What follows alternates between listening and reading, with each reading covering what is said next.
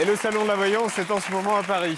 Marc, on reste sur Beyoncé et tu as regardé l'image toi regardé, aussi de Beyoncé. Comme on est des pros, on s'est focalisé sur la culotte. Sur la culotte. Alors, elle est bleu ciel, taille haute, un froufrou. Elle vient de chez Liveria. C'est le modèle Dauphine, fabriqué aux États-Unis en soie spandex. Elle coûte 95 $. Alors, elle est disponible en rose et en bleu. Beyoncé a choisi le bleu. Alors, à mon avis, ça veut dire que c'est des garçons, tout simplement. Tu crois qu'il y a Moi aussi, je suis pas devin, mais je parierais sur des garçons. En tout cas, c'est un choix assez sage parce que sur le site de Liveria, il y a d'autres options.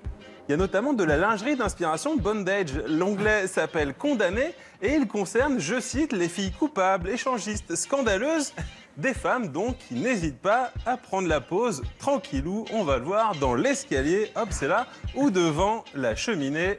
Mais ça, c'est avant de tomber enceinte, juste avant de tomber enceinte, donc c'est pas possible. Est-ce que tu as vu autre chose, Marc? Ouais, comment passer à côté, évidemment, de l'image de Patrick Balkany au meeting de François Fillon dimanche dernier. Écharpe violette, chemise violette, pull violet, tendance fuchsia, pantalon violet, chaussettes violet, ultra violet, le gars. Alors, cette passion pour le violet, ce n'est pas nouveau chez Patrick Balkany. On l'a vu en chemise violette, en cravate violette, en écharpe violette. Et mercredi dernier, quand Camille Cronier l'a croisé, il était déjà en violet rose, violet, un peu fuchsia. Alors Balkany est-il fan de Prince? Est-il amateur d'étoffe royale ou tout simplement évêque? Non, en fait, on s'est renseigné, on a passé mauvais des coups de fil. C'est pas lui, c'est Madame Balkany qui a mauvais goût. C'est elle la responsable. C'est Isabelle qui a offert à Patrick ce col en V de chez Éric Bompard à 192,50 € en solde. Voilà.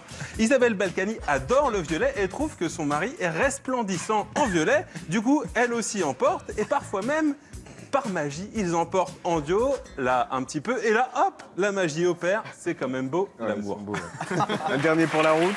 Ouais, un dernier pour la route. Yann, tu sais qu'une chronique sur l'élégance ne saurait être complète sans évoquer Donald Trump. Alors cette semaine, dans le New York Times, son médecin, Harold Bornstein, s'est exprimé. Il a évoqué la super forme du président et aussi le traitement qu'il prend pour ne pas perdre ses cheveux. Alors voilà, en soi, c'est pas une information cruciale, mais comme cet homme s'occupe des cheveux de Donald Trump, j'ai voulu te montrer la tête du docteur. Voilà.